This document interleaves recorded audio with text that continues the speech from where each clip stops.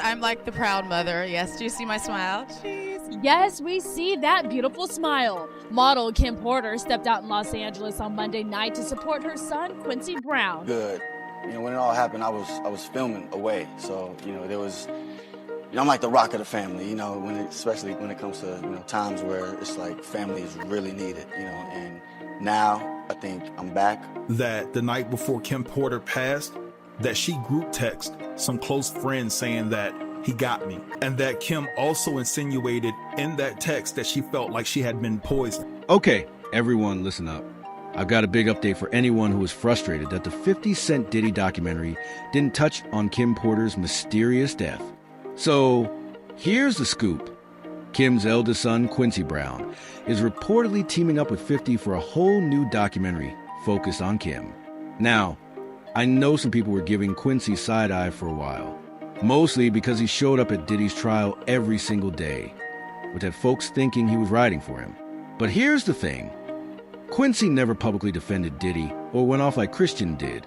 Plus, unlike Christian and Justin, who have both been dragged into lawsuits related to Diddy, Quincy's name has never popped up in any accusations. That alone already sets him apart from Diddy's biological son. And now, some reports suggest Quincy might have been playing the long game from the start, keeping tabs to make sure his sisters were protected.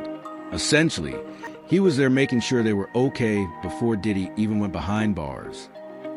I don't mean to be the super big brother dad, but this is nuts. I might record the whole ride.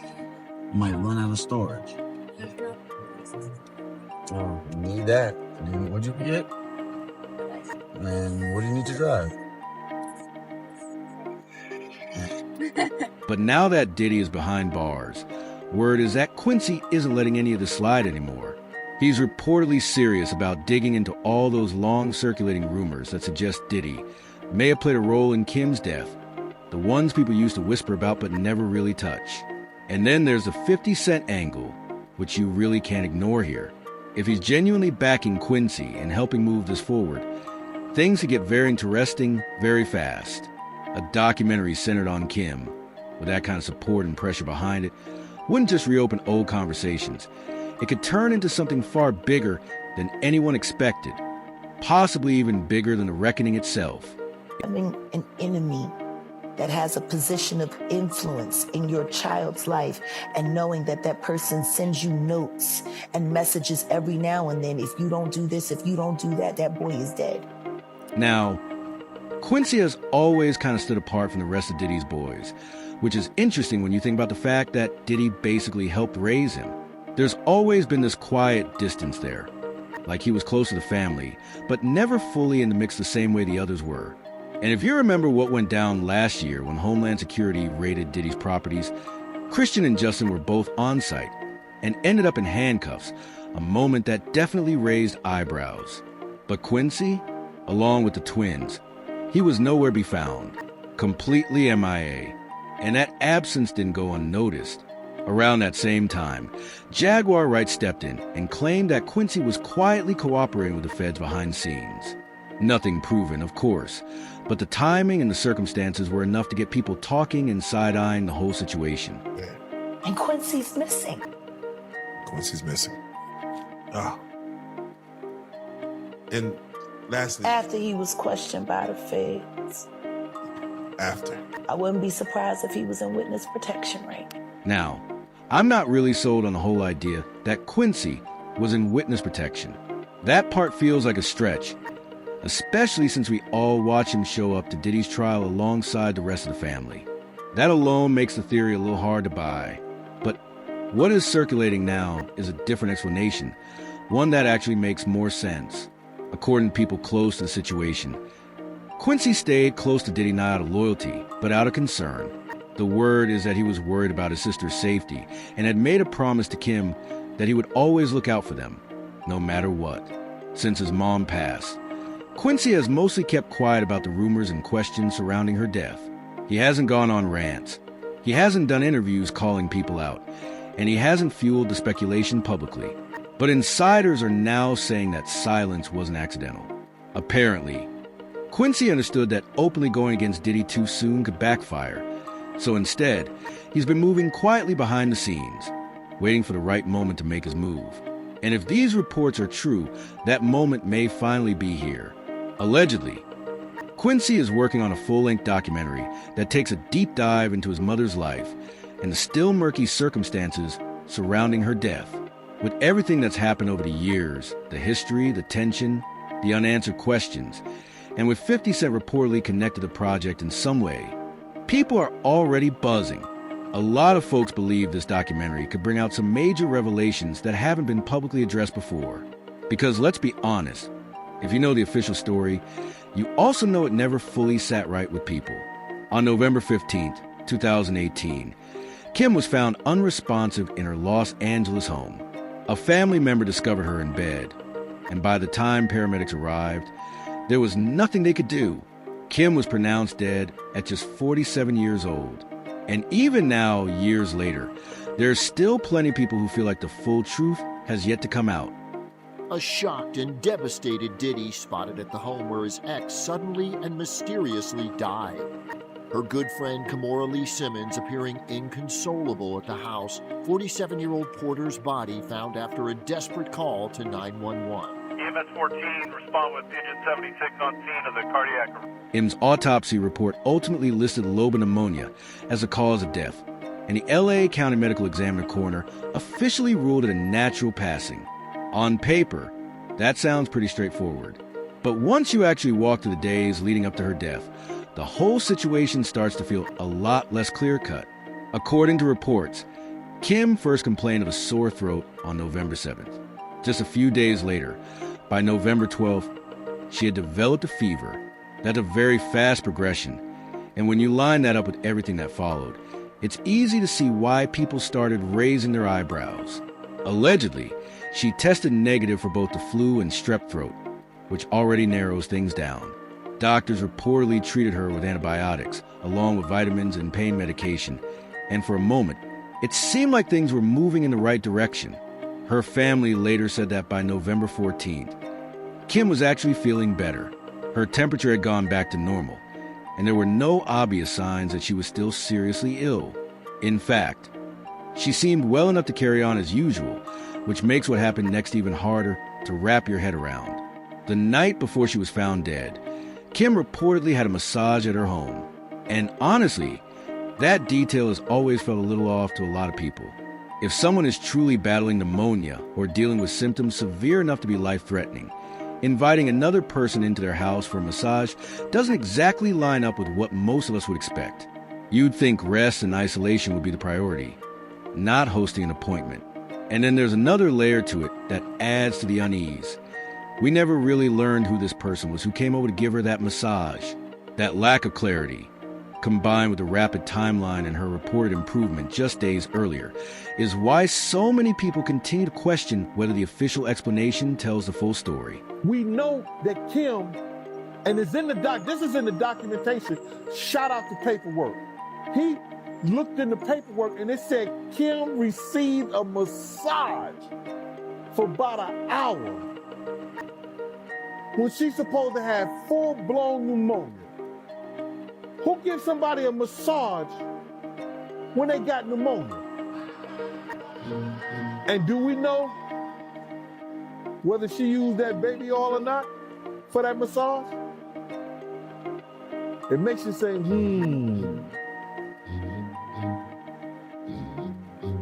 On top of that, the coroner's report made it clear that Kim had no history of drug or alcohol use and no underlying medical conditions. There was nothing in her records that suggested she was at risk. By every measure, she appeared to be in great health, which only made the circumstances surrounding her death feel even more baffling and, honestly, unsettling. It didn't add up. One of the first people to openly question the official explanation was Kim's ex and Quincy's biological father, Al Shore. Al said he had seen Kim not long before she died, and according to him, she never brought up any health concerns at all. For years, he struggled with the possibility that her death wasn't natural, turning it over in his mind again and again. Eventually, that doubt became too heavy to keep to himself. In July of 2020, Al finally spoke out. sharing an old video of himself in tears and posting it with a caption that said, "I just found this footage from the morning I learned of Kim Porter's and how it ripped the soul from my physical body." And then Al wrote this, "I know very clearly that Kimberly didn't. Just check out All of a Sudden Over. Pneumonia, that's some BS. Really? This is where I get in trouble. We just celebrated our son Quincy's New Deal and Christmas special with Netflix, and she was in fantastic health as well, laughing seeing me and Diddy's mutual exchange at the theater. I'm going to leave it here." But Al didn't stop there. He went a step further and added the hashtag, "Don't let the love songs fool you," which many people took as a clear nod to Diddy's very public tributes to Kim. Not long after, Al deleted the post, explaining that Quincy had reached out to him and said it was triggering. Still, even after taking it down, Al didn't exactly walk anything back. He doubled down on his claims about Kim's death and made it clear he still believes the official explanation just doesn't add up. As all of this was unfolding, fans started connecting dots of their own. Some speculated that Diddy may have asked Quincy to contact Al and convince him to remove the post, especially given past claims that Diddy had tried to turn Quincy against his biological father. But if the goal was to silence Al, it didn't work. He kept speaking out and refused to back down. Then, in November 2021, Al shared a throwback photo of himself with Kim and Quincy, and in the caption he wrote, "She sent me this saying, life imitating, art imitating life. Now it all makes sense. She told me other stuff, too. She was running. I said, call the FBI." And then he added in the comments, "You would never believe what she went through." But this is where the story takes a much darker turn. Just a few months after that post, Al was suddenly rushed to the hospital for a medical emergency that was never really explained in full. Later on, he said he had collapsed out of nowhere while working in the studio, which already sounds alarming on its own. What made it even stranger was that doctors were reportedly stunned because they couldn't pinpoint a clear reason for why so many serious health problems hit him all at once. Things escalated quickly. Al ended up in a coma that lasted nearly 2 months. And when he finally woke up, he revealed that during that time, he had undergone multiple medical procedures, adding even more unanswered questions to what had already become a deeply unsettling situation, including an organ, transplant, numerous blood transfusions, intubation, and being placed on a ventilator. Naturally, all of this set off serious alarm bells.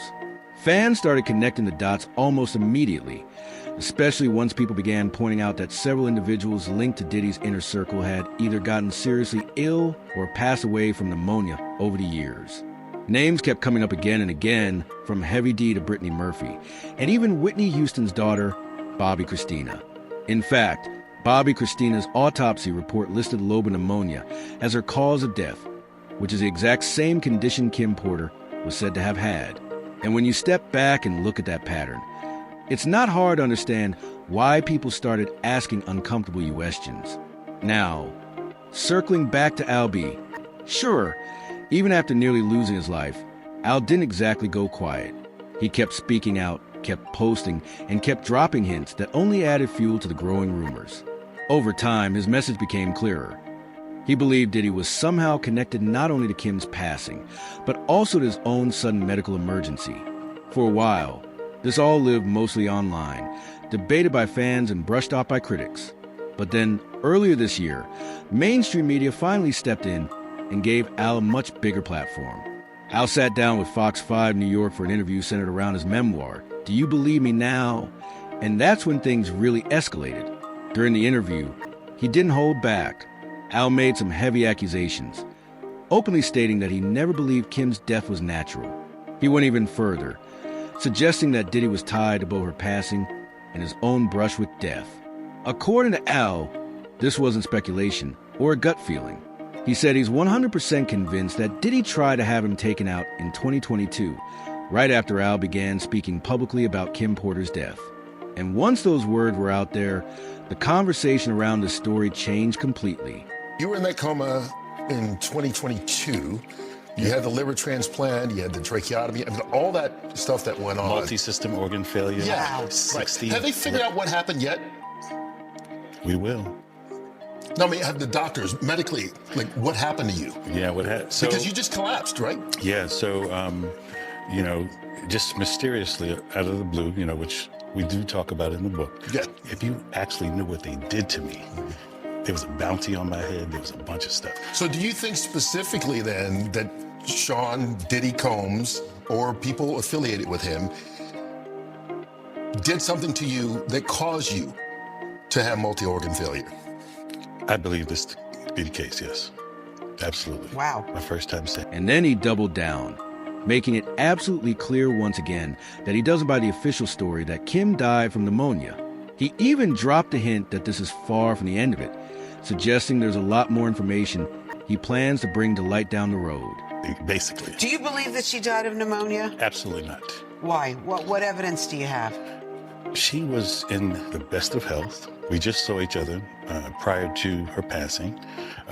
We were actually celebrating our son's new Netflix Christmas special, and she was doing just fine. In fact, we were all at the event together at Netflix in the lobby. Sean, myself, the children, you know, all having a great time. And I'm, you know, grabbing Sean like, what? And she's in the back going, stop. There's no, like I said, this is not marketing for me. I'm living this life. And So the only yes. reason I wanted to tell the story, Kurt, was very specifically because I was ignored. There was the most expensive PR campaign against me to shut me down. Are you concerned that he still has power outside of incarceration? Remember, I'm the only one who spoke up, and I'm the only one left alive. So this is not about a scared thing, you know. It's just time to reveal the truth. I mean, it is what it is. I went through many, many years of scrutiny and being dragged face first on the concrete, you know, being called delusional and things of that nature. Right now, it's still pretty unclear where things actually stand between Albshore and Quincy. We don't know if they fully worked everything out, or if Al is really stepping into that rumored project centered around Kim Porter's death. But honestly, a lot of people are hoping he does. Al was a first, and truthfully, the only major figure from inside the industry who openly called for a real investigation into what happened to Kim. That alone says a lot, and his voice could make a massive difference when it comes to finally getting some real answers. So yeah, there's a lot of hope that Kim eventually gets the justice she deserves, especially when you look at what 50 Cent has already revealed about the Tupac and Biggie situations. When you connect those dots, it paints a picture that's hard to ignore. It becomes pretty clear that Diddy had a long history of controlling people around him, and Kim was no exception to that pattern. During their relationship, he reportedly controlled nearly every aspect of her life, and there are claims that he was putting his hands on her even before Cassie ever entered the picture.